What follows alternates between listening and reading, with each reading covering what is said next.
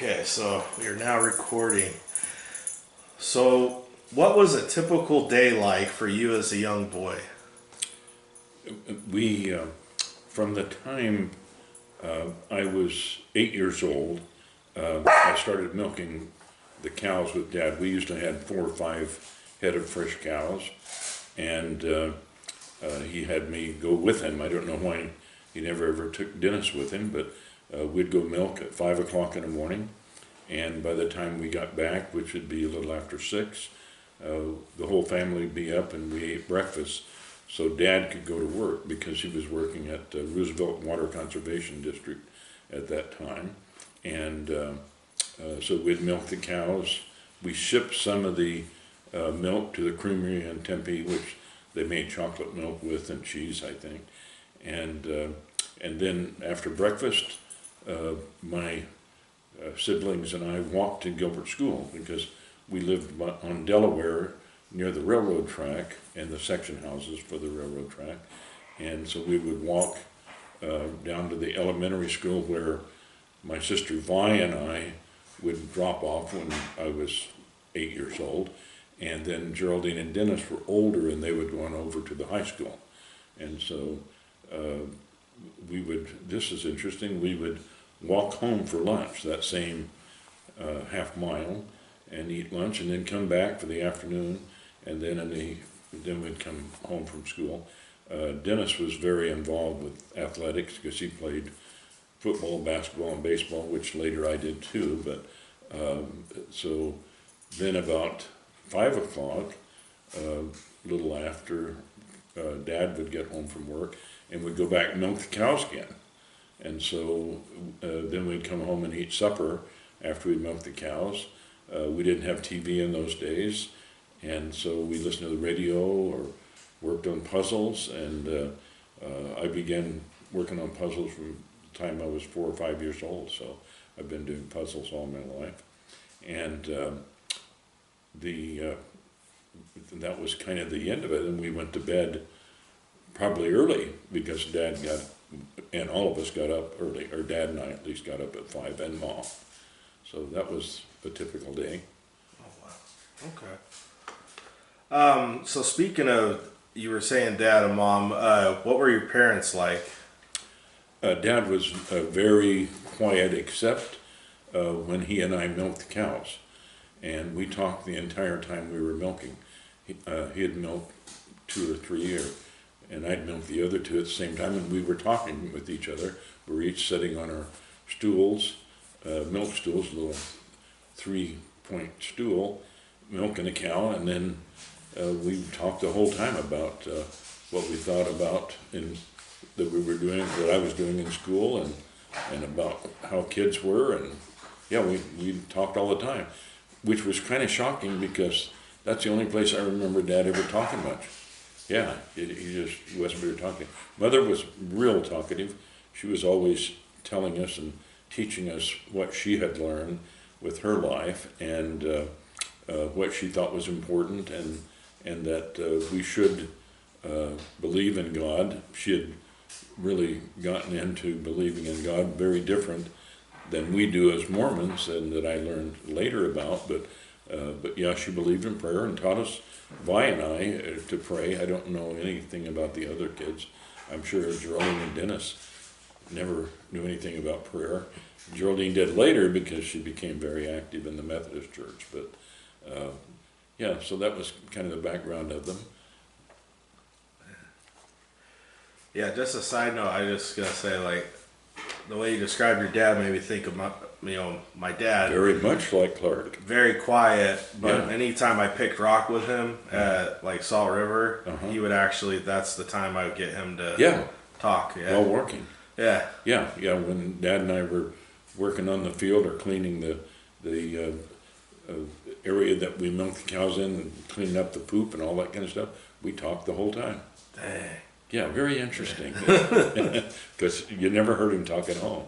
Yeah. Very seldom. Yeah.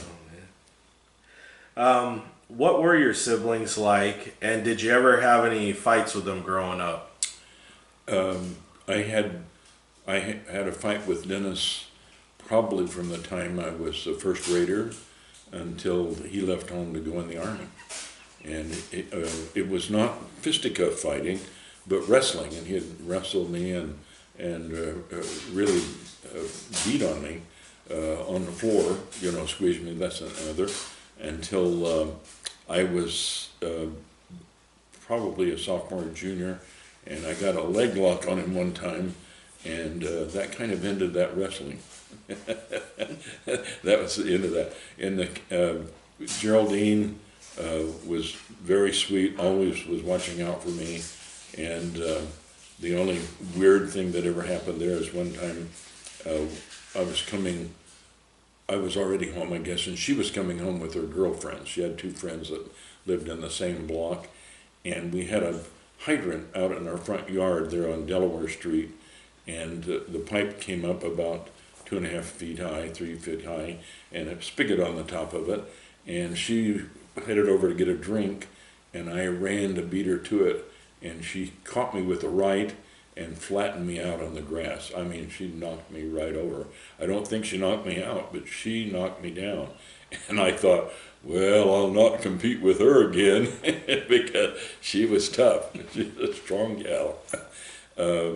Violet was in my peer group. She's just 18 months older, and we were probably the closest of the kids growing up. And we were the first of my mother's children. Dennis and Geraldine were my stepbrother and sister, and their mother had died, and Dad then married Mom, and so we were the last two born in Oklahoma, and then we had come out to the west, and Vi and I were very close our whole lives together. She passed away this past year, and we just were close about everything is what it amounted to. She was much better doing her grade work in school. I was good at school, but she was valedictorian and all that kind of stuff, and I was good, but I didn't ever get any of those credentials.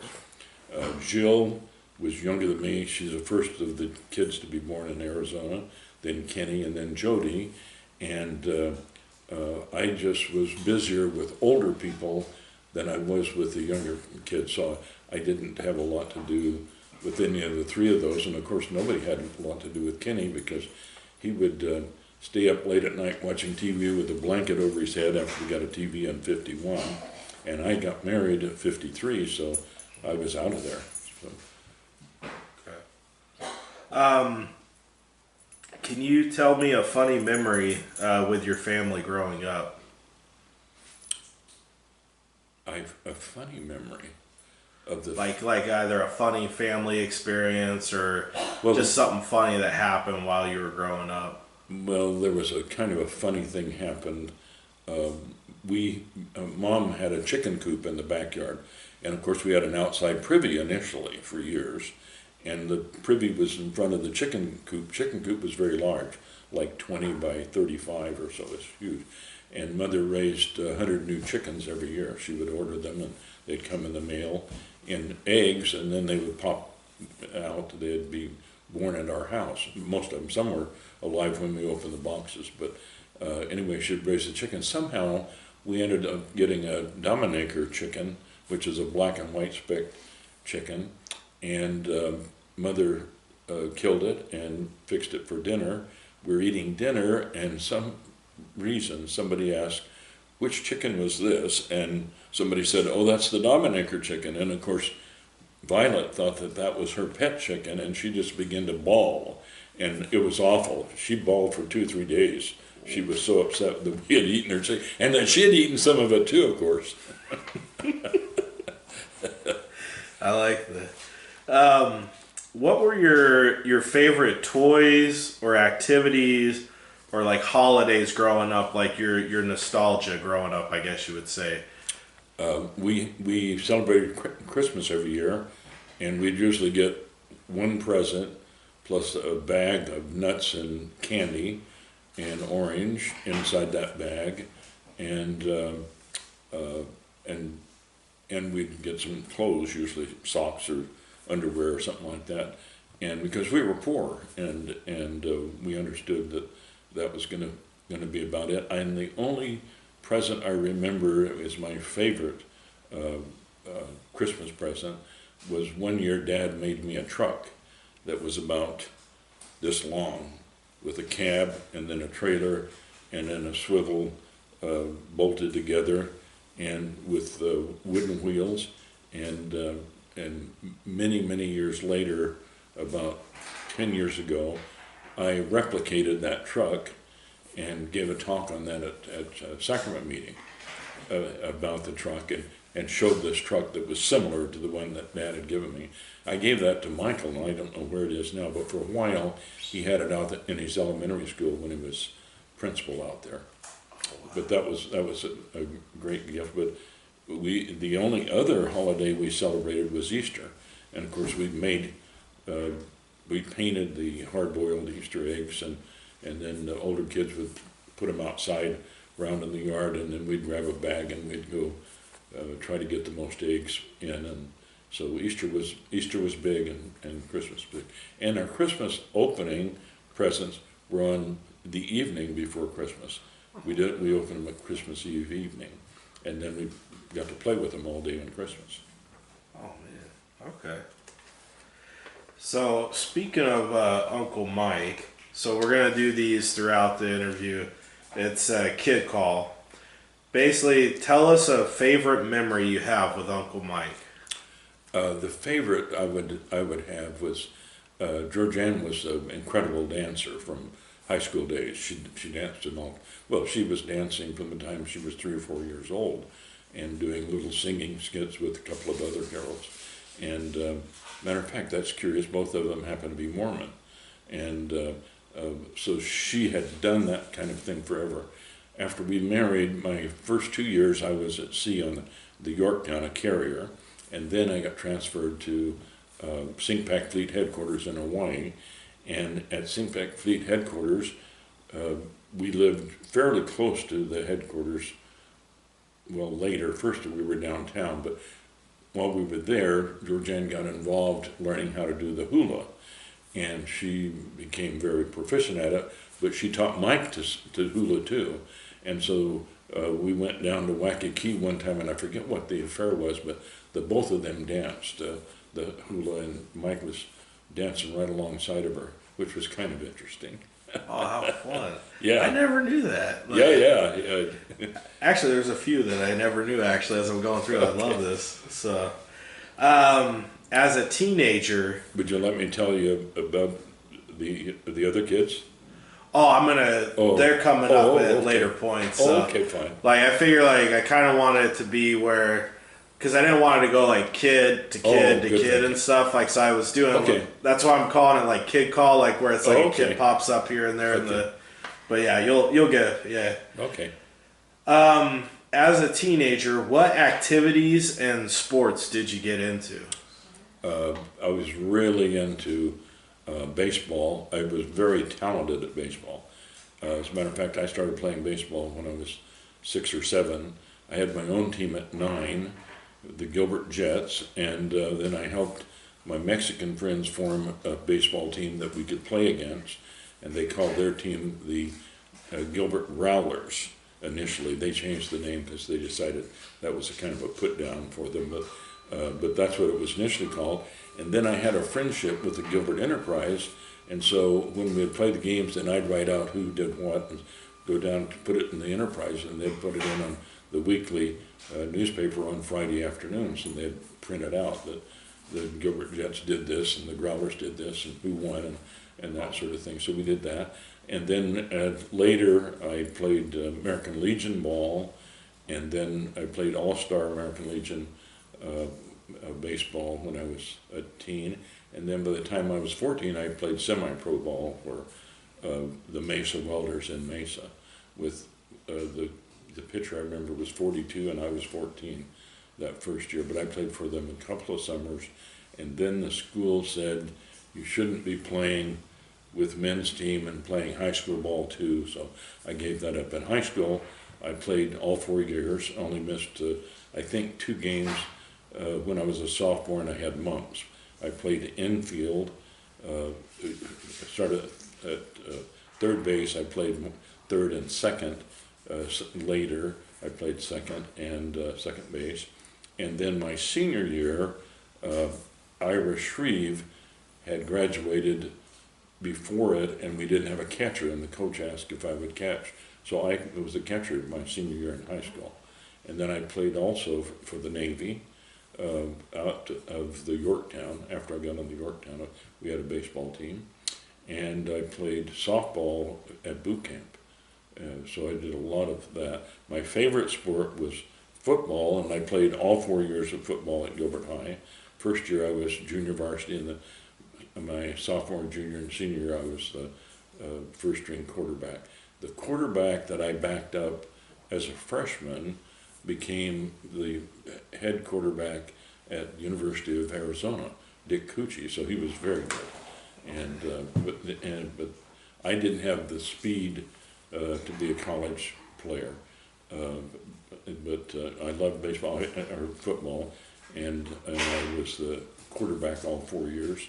And I also played basketball all 4 years, but I played junior varsity the first 2 years at guard, and then I played guard at the varsity, but I was never that good, and even had a hard time making free throws. So baseball was not or basketball was not my thing. Yeah. Holy cow! I didn't realize you were QB. So that's you got to think on that position a lot. So that's a hard position. So that's impressive. Yeah. Yeah. Oh, and interestingly, we played 6-man football because we were too small to have 11-man football teams.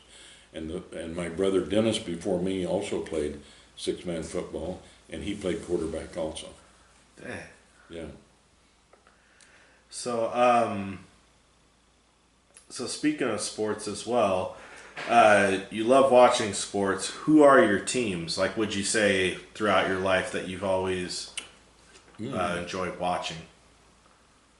Well, I'm thinking more about right now, but in the old days, it was the Steelers. I loved the Steelers when Bradshaw was so good, and the miracle pass reception and all that. And so yeah, I liked pro ball, but I always liked college ball. Matter of fact, I probably like college ball better because you have things happen in college ball that aren't expected to happen, but they do, and it makes the game more interesting. And I think Notre Dame was a team that I really liked. I liked UCLA and Southern Cal, but not so much.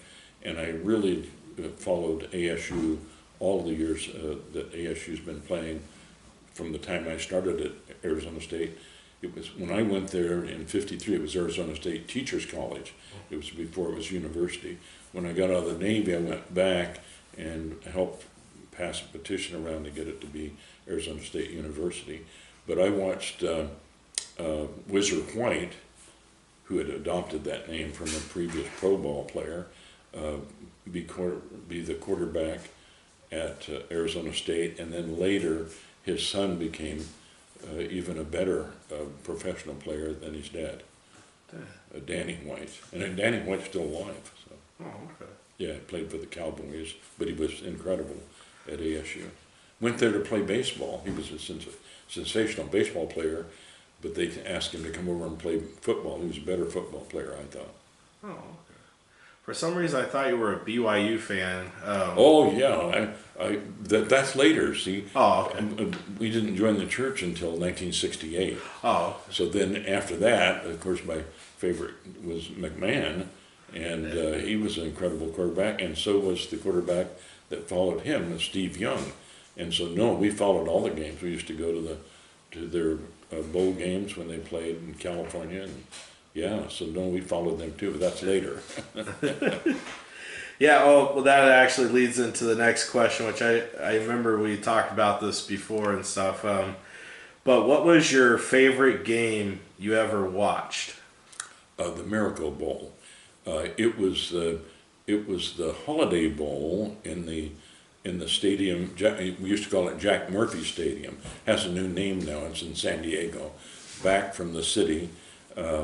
And huge, gorgeous stadium, and we went there, and the Snars met us over there, and with their 4 kids, their 4 boys, and so we all went to the game together, and by halftime, SMU was beating BYU by 12 points or something, 10 or 12, I forget. And it didn't look very good for BYU. And Jim and Jerry were ready to go. And I said, oh no, we don't go. We don't go. We watch the game to the end of the game.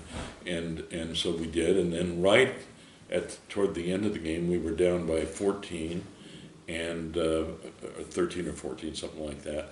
And we scored 17 points in the last 3 minutes of the game with a miracle throw, the last play of the game to McMahon. It isn't McMahon. McMahon threw about 50 yards through the air, and our tight end went up with 3 or 4 guys hanging on him and caught the final catch that won the game. Yeah, it was such a good game. We went back to our hotel rooms, and Jim and I watched the entire game on TV that night from about 11 or 12 o'clock at night till 2 and 3 o'clock in the morning. Oh, man. That's my favorite game of all time. They still play that in Utah from time to time. Oh, really? Okay. Yeah. I gotta watch it. I'll have to download it sometime and watch it and stuff, because... Oh, yeah. Yeah, that sounds like a fun... It was a miracle, yeah. When did you meet Nana, and what led you to pursue her? I had a girlfriend named Elaine Pine. Elaine Pine's mother, Marion Pine, was a member of the Mesa Country Club. George Ann's mother, Velma Gibson, was also a member, and they were very close friends. Matter of fact, they had gone to school together here in Gilbert as young people, and they had remained close friends even through their marriage and children. And they started a thing at the Mesa Country Club called Junior Assembly. And Elaine called me and she said, Dale, you're no longer going to be my boyfriend. I'm going to start liking Garth Lamb. And I said, well, that's fine. And she said, but I want you to come with us to Junior Assembly. And because she knew I liked to dance, and of course that was the main thing, was going to be dancing. And so I went, and I think I was with Donnelly Bolin, kind of paired off with Donnelly Bolin. She was with Garth, and it seems to me Ronnie Farnsworth was with, I'm not sure, Kermit Deathridge. It seemed like it doesn't matter. But anyway, we went there, and the first thing I noticed was this little gal just dancing something beautiful on the floor out there, and it was George Ann. And she was dancing with a fellow named Marvin Duell, as I remember, and whose mother worked at the El Charro in Mesa. And it isn't Marvin Duell, but I forget his name. Anyway, that's neither here nor there, but she was just incredible as a dancer, and so I went out and I danced with her, and I was 14 and she was still 13 at that time, I believe. And so then I began to see her, and from time to time we dated, and then we got more serious and we dated more. And so through high school, she was going to Mesa High and I'm going to Gilbert. And so I'm playing football, and then I go over and meet her, and we went to the Mazzona dances and to the country club dances when they had them. And yeah, by the time she was 16, I bought her an engagement ring, because I was working at a place and making pretty good money at the Wrecker Sheds, and her mother said, "You're not engaged." And so she had to wear the ring on a necklace for the next year or so, and then the next year we got married, which I wasn't planning on getting married. I loved her, but I had planned to I joined the Navy, and I had planned to be able to go to officer candidate school, which you can get chosen out of boot camp to do that, and so that was my plan. I came home, and after boot camp, and George Ann said, "I'm going to get married," and I said, "Okay, let's get married." And so my sister Geraldine and her husband Albert took us down to Florence and to get married, and we got there, and they said, "Oh no, she's too young to get married. We couldn't let her get married without a letter from her parents or something." And so then Albert said, "Well, let's go up to Globe, where Uncle Clarence is, my dad's brother, and see if we can get married up." We went up there, and they would accept her to be married, but they wouldn't accept me to be married because I was too young. I was 18 at that time. And so the next, I was in a dilemma. Here I got their daughter out, and it's midnight or 1 o'clock in the morning. So I called Velma and Hoot, and Velma answered the phone, and I said to Velma, we're in Lordsburg, New Mexico, and we're married. Georgiana and I are married. and so, wow, she was furious. Anyway, hung up, and then the next day we drove back to Mesa, and, well, we actually drove back to Gilbert, because one of the problems that she had being 17 is they wanted her to be 18. And so my sister Violet doctored up her driver's license so it looked like she was born in 34 instead of 35. And then we went to Mesa, this gal, she gave us a license, and then we went to the Methodist Church in Mesa, right down from the Mormon temple, and got married. Oh my gosh. Yeah, a wild day, wild evening. Oh man.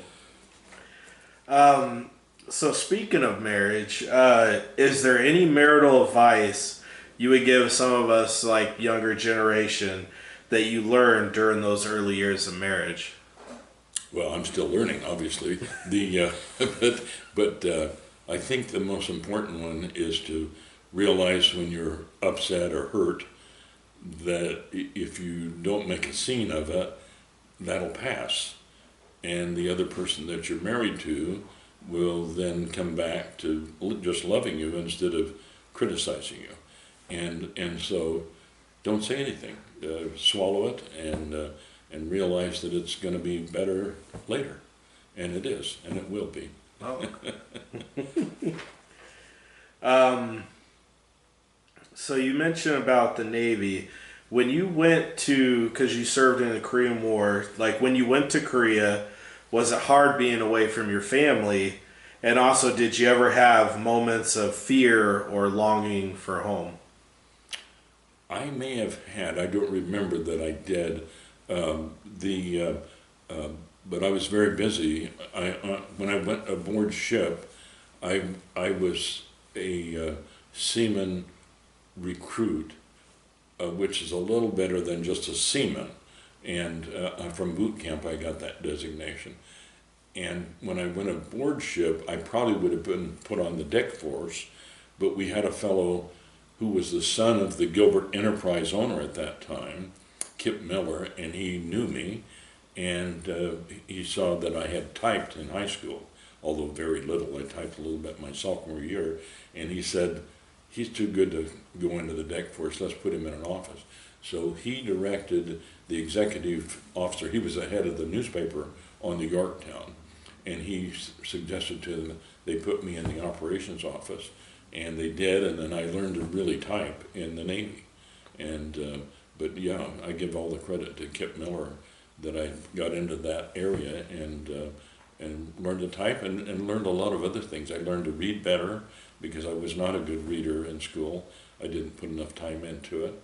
And I worked for a Lieutenant Colonel Yeager, who was a relative of the guy that the astronaut, and William Yeager, and he kind of took me under his arm and helped me with writing out the reports, and we did inspections of the OR division together, and then I would type them up and we'd put them out. So I learned to type, and I learned to read better, and I learned to write better because of the Navy. Yeah. Okay. So we'll do another kid call. Can you tell us or tell me about a favorite memory you have with Aunt Lonnie? With Leilani, probably she was very smart, and she really liked to look into things, to do things, and so she was pretty active in that sort of thing. And she had a friend around the block from us that we grew up with, and she's still friends with her, the Riedlinger girl. I don't remember what her married name is today, but she was very, very active in that sort of thing. And then school came easy for three of our kids, Mike, Lonnie, and Kimberly. Just Gordy had difficulties with school, but yeah, she was a very good school student, did well, and other than trying to kill Michael one time, I think there's not a lot you can say about her, but we came home one day and the neighbor across the street that was always watching our kids when we left them came running over and to tell us that Lonnie was chasing Michael around with a knife. And that was kind of scary. So, but she didn't kill him. What's funny about that is I guess that runs in the family because Josh and Mandy had a similar experience growing up. So Did they? yeah, so that's funny that you mentioned that. What has been your favorite place to travel to and why? We've been very fortunate to do a lot of traveling. Probably Alaska, even though I loved going to Europe and seeing Denmark and Scotland and London. We loved London because it connects back to our family and to the British. And I love the British Museum, but just an overall beautiful area is Alaska, and the reason was 3 of the times we were up there we fished, and so we were fishing and catching salmon, and it was just a wonderful place to see and be in the summertime. Now I've never been there in the winter. I imagine it's pretty awful in the winter, but yeah, we loved it, and the Caribbean was real nice. Jerry and I tripped through the Caribbean, and I've been through the Caribbean with Georgianne before that, but we had more fun. We were doing more things, and so that was nice. But no, I think Alaska, which is America. That's kind of interesting. Yeah. No, I could totally see that, like Alaska being, that's one of my bucket lists to Yeah, to go to. Yeah. Yeah. You have worked in multiple facets. What job has been your favorite and why? When I first got out of the Navy, I'd already decided, I had planned when I went to ASU to begin with to become an architect. I'm a good straight line drawer, but I'm terrible at curves, and drawing people is not my forte. And so I had some problems with the artistic side, but I had decided to be in business. So when I first got out, I had an insurance business, and so I was selling insurance, general insurance mainly, a little life insurance, and I went back to college at the same time, but I then was not making enough money to support our 4 kids, and Fuller Brush man came along and he said, "You can make more money at Fuller Brush than you can anything else. Why don't you try that?" So I said, well, I'll give anything a try at this moment because I need to be doing better. And so Fuller Brush man would have all of these things that you put on your hands, or face, this, that, and the other, and you'd go house to house and buzz on the buzzer, and they come to the door and you tell them what you have and sell them, and then go to the next house. And so the quicker you were with the sale and go on, the more money that you made. But I went to this one house, and this guy was about half drunk, and he said to me, "What are you doing?" And I said, "I'm trying to make a living." He said, "You need to come into the title insurance business. We could use you in the title insurance business." I said, "Are you kidding?" And he said, yeah, you need to come and see me." And I logged that in my head, and a while later, I decided I'm going to go down to Phoenix and I'm going to apply for the oldest title company in Phoenix, which was Phoenix Title and Trust. It later became Transamerica Title Insurance Company, and I went in. I was thinking without a degree that they wouldn't hire me. I had gone to college for roughly a year or so, is all, and I went in and they had me take all of these tests and everything, and they hired me for $400 a month, if you can imagine. And that was a big deal because the house payment at that time we had on our home was $97.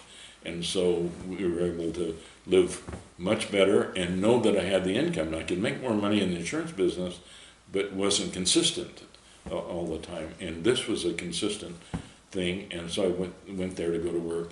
And the first year or so was pretty bad. I was in in the trust department, kind of Dullsville, and had a little problem with my supervisor, an Italian guy named DeSanta, and I was thinking, should I leave this company? And in the interim, I was president of the Phoenix Title and Trust club, the Patero Club. I helped create it, and I was the first president of it. But I had all this background in the JCs being a leader, and so I had that as a background. Anyway, the personnel department called me up, and they said, we think you're not having too good a go with in the trust department. How would you like to become an escrow officer? And I said, I think I'd like that. I loved it.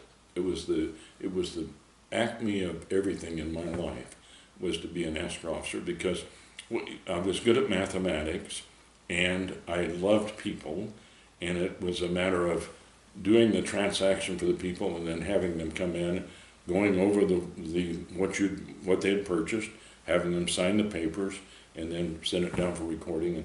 And it was it was the most natural thing for me. They don't do it that way anymore. As a matter of fact, they don't even get the seller and buyer together anymore. They're separate, and they hardly explain it to you. It's totally a different business than it was then. But for me, being an escrow officer was my life. It was just wonderful, and I did that for a lot of years, and then went up to Utah to open a title company and open Zion National Title, and it was in the Carter years, and we lost lots of money. So I came back to Arizona with my tail between my legs and went to work for another title company and did that for a while. But yeah, an escrow officer was the most enjoyable thing I've ever done. Yeah. All right. So speaking of work too, for us that are younger in our careers and stuff, what work advice would you give our generation, from what you've experienced and also what you see today? What work advice would you give us? I think attached to anything that will give you a living, and that you can get into if you can't get into what it is you really want. But keep trying to get over to what it is that you really want to do. And I think the doors just open up for you. Now that I know about the Holy Ghost, I know that you'll be directed to be cared for. As a matter of fact, in hindsight, I think I was directed long before I joined the church as to what I've done, because things just met on top of each other, working its way up to being better. That's good. I like that. So, Yeah. So time for another kid call.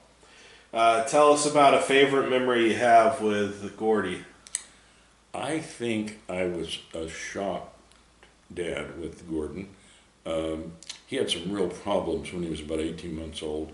Had a overheated time and almost died.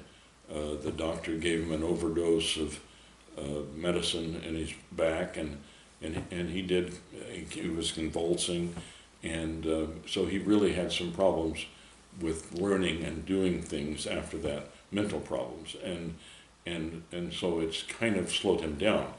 I think what was just shocking to me was one time after we had joined the church, and Gordy was about 8 years old, and we went to a meet at Mesa Community College, and these teenage boys were lifting weights.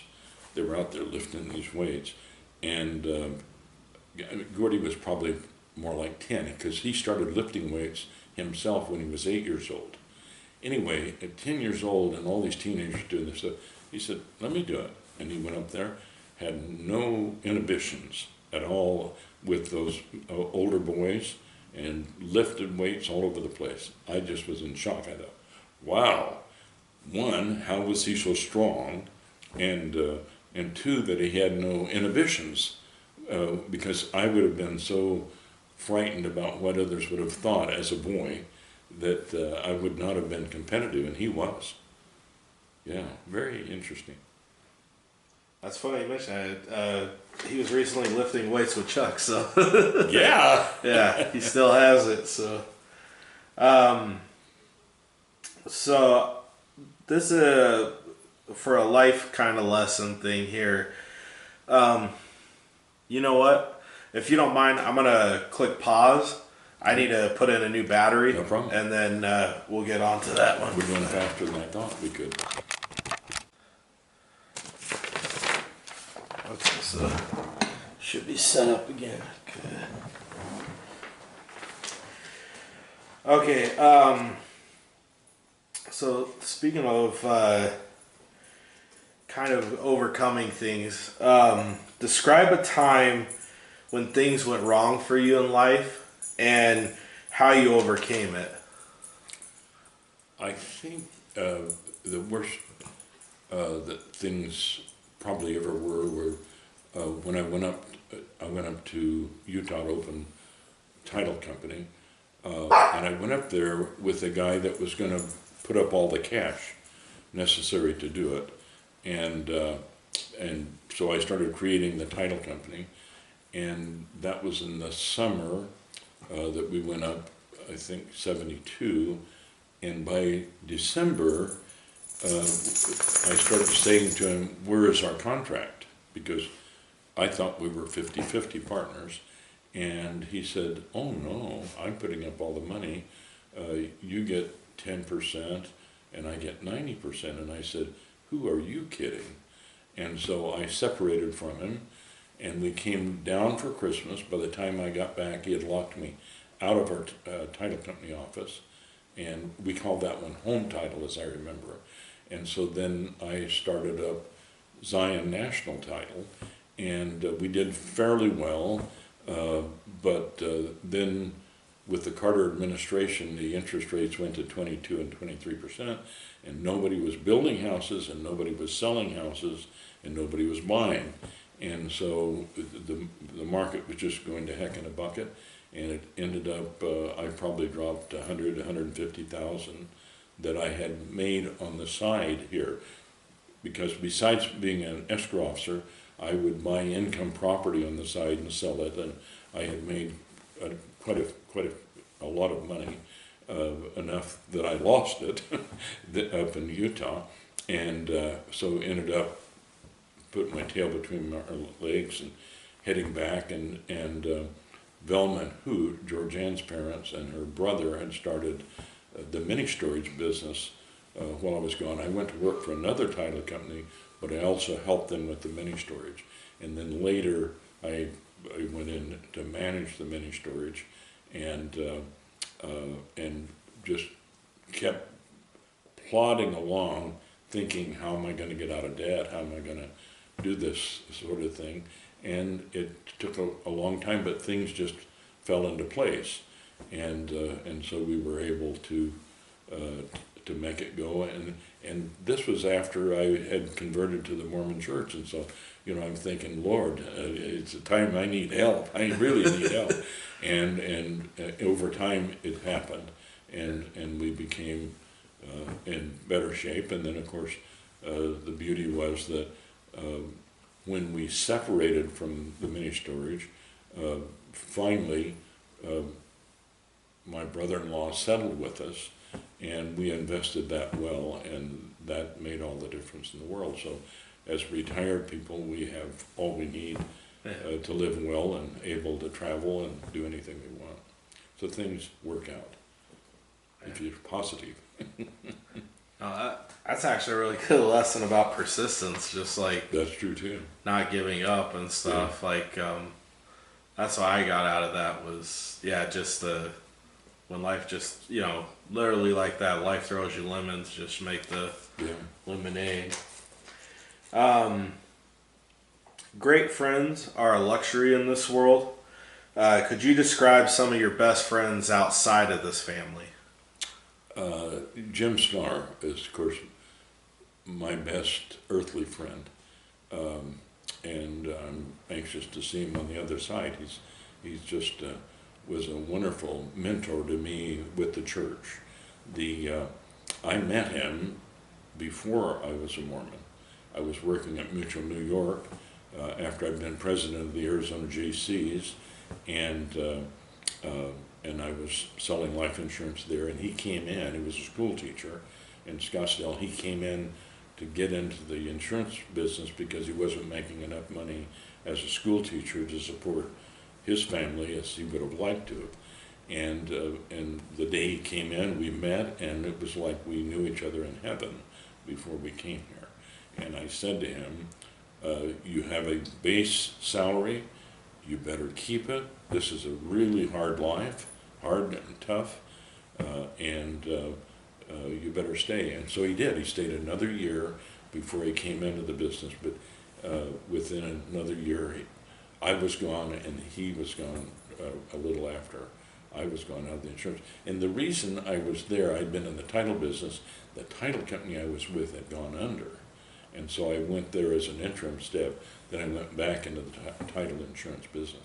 But anyway, meeting Jim, and I remember then he knew when I joined the church, and I used to call him up and I'd say, Jim, I'm going to give a talk this Sunday on this subject. And I would tell him a little bit about this subject, and he would say to me, well, why don't you use this scripture? And he'd give me the scripture, and then he'd give me something else, and then he'd say, wait just a minute, let me get my scriptures and I can give you more.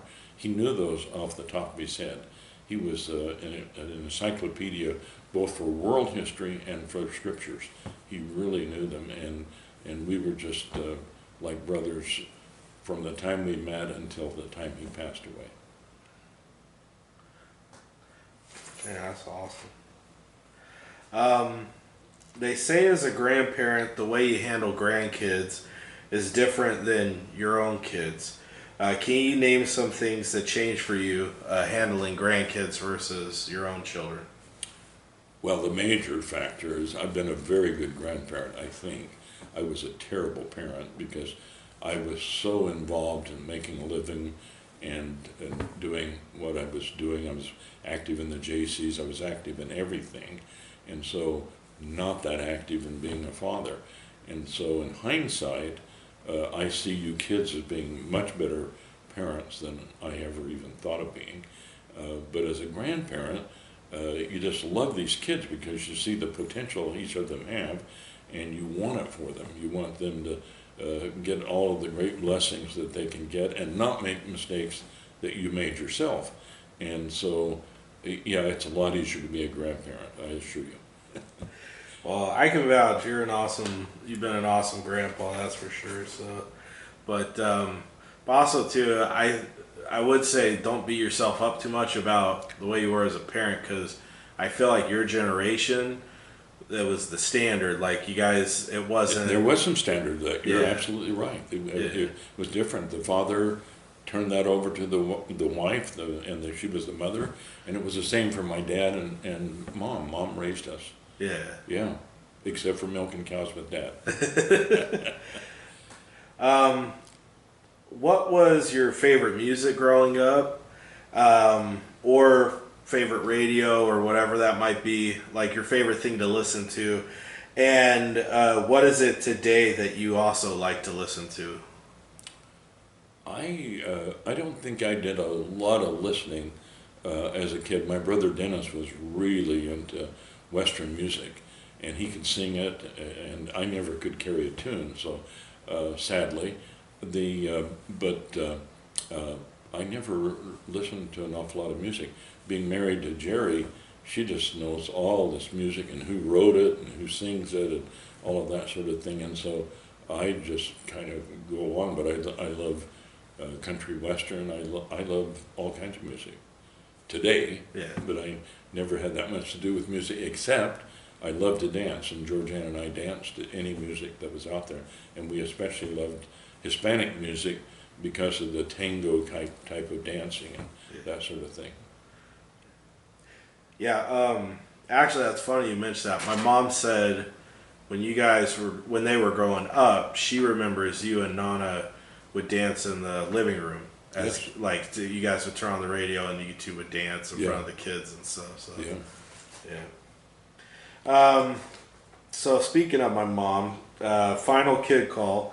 Tell us a favorite memory you have with Kimberly.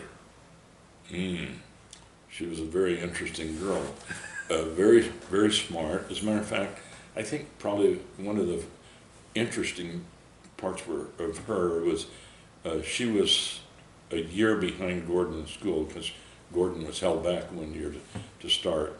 And So she was a year behind him, and all of the four kids would sit around our table. Dining table was built-in table by the kitchen here on Catalina Street, and the four kids would be sitting there doing their lessons, and Kimberly was here and Gordon was straight across from her, and he was struggling with doing his lesson, and she would tell him what to do, how to do it upside down. And that was kind of wild that she could do that. So she's always had no problems with learning to do stuff and doing stuff. But she did a lot of things around the school that probably caused a lot of people to raise their eyebrows. She is an active young girl. Love it, love it. So we're going to switch over towards the gospel, and you've already mentioned little things about it so far. The church has been a big part of your life, and obviously through this you can tell that. What led you to the church? We had a neighbor, Norma Tidwell, that was talking to Georgianne, and at that time I would take people out for cocktails for lunch because my business was predicated by bringing the people back, bringing their escrows to me, their sales, the real estate people to me, so that I had more escrows, and because I made more money, the more escrows I handled, and so I would have cocktails with them some days, and some days after 5 o'clock when I closed, I'd take somebody out to drink or whatever, and sometimes I didn't get home until late because I was drinking. And Norma began to talk to Georgiana about the gospel, and she gave her the brand new 1968 Home Evening Manual. It had just come out. And so Georgiana says, I'm going to have this family home evening, and I said, fine. So we went in the living room over in our Catalina Street house there, near where your mom lives now, just in the next street. And so we had the lesson, and Georgianne conducted the whole thing, and when it was over, I said, we aren't going to do that again, are we? And so I was not that impressed with how that went. And anyway, then a couple of weeks later, she said to me, Norma was wondering if you'd be willing to have the missionaries come. And I said, sure, I'd really like to hear them. And there was a reason, because I had a lot of Mormon friends. I worked for Alvin Lamro when I was 11, 12 years old, writing a planner for him and babysit his kids and did all kinds of stuff in addition to Dad and I milking our cows. I sometimes milked their cow for them. And so I had them, and then in high school I had Mormon friends. And so I was certainly open to them. I was not negative toward the religion whatsoever. And I said, sure, bring it on. Let's see what they got. And so they did. And we just happened to ask all the golden questions every time they came. And finally, about the third evening, they came weekly. They came, and I had too much to drink before I came home. So I'm sitting on the end of the couch, and I'm kind of nodding off. And the older gentlemen, they were both senior missionaries, and one was 28, the other's about 50 or something, which I thought was really old since I was 32.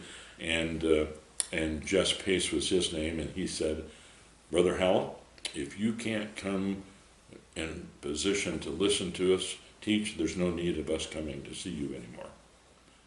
And I thought, wow, normally you would throw somebody out that did that, but I didn't.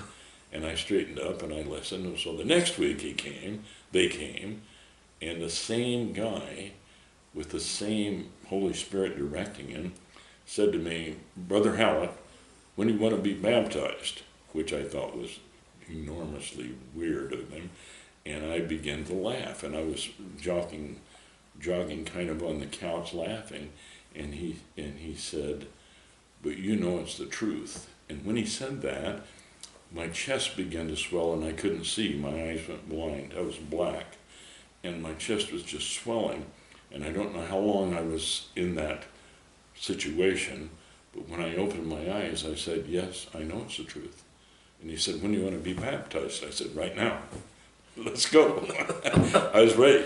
And he turned to Georgiana and he said, Sister Hallock, how about you? Are you ready to be? Oh, no. She said, my family would disinherit me if I joined the Mormon church. Anyway, we talked about it and we talked about it. And then we decided, well, we'll go ahead and join. And your mom, Kimberly, was going to be 8 the next week. And so we set it up to be the Saturday after she was 8 years old so that we could, all 6 of us, be baptized together. Wow. And we invited Velma to come. She was positive about it. Margaret Anderson, Georgiana's grandmother, was even more positive about it. And they both came to the baptism. And we were here in the Gilbert Ward building that used to be there on the corner of Elliott and Gilbert Road. And all 6 of us were baptized together. And then we went into the chapel, and they gave us the Holy Ghost. And it was a phenomenal day. Holy cow. What a change. In 2-week period, from a drinking bad guy to a saint. So, like, just a side note on that, because BB's grandparents were pioneers, like, of the church and stuff, the Nilsons and stuff.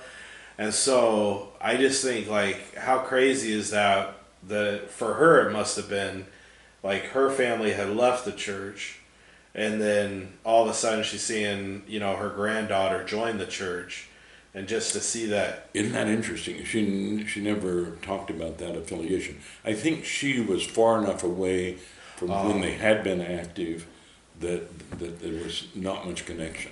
Okay. She just knew that it would be good for me to quit drinking. Oh. And she knew the Mormons don't drink. And yeah. So her feeling was, how could you miss? If we could sober him up, let's do it. Whatever. I don't care. Yeah, and I don't think I was ever an alcoholic, but I did love to socially drink. Yeah. And as I still love to visit with people. Oh yeah. But I can do it over a Diet Coke. Yeah. No, that works. That works. So. Yeah. Wow. Oh, how crazy. So the next is also about the church. What part of being a Christian would you stress the most to your posterity? I think the question itself is excellent, because when I joined the church, the Mormon people here in Gilbert did not think of themselves as Christian. They thought of themselves as Mormon, separate from Christian. And quite frankly, I think they stepped on a lot of toes here in the Gilbert area in the 20s, 30s, and 40s, to the point that there were people that were very anti-Mormon before we joined the church. And I think we had, as a Mormon culture here in the Gilbert area, had to outlive that stain. I think the most important thing is, as President Nelson is telling us to say, that we are Christian. Obviously we're Christian, we just didn't realize the importance of saying that and understanding it, that if you follow Christ, you're Christian. And so, no, it's a good thing. And frankly, that has really changed in the last 30 years in the church. Yeah. Oh, that's good. It is. All right. Those are all the questions. Thank you. Okay.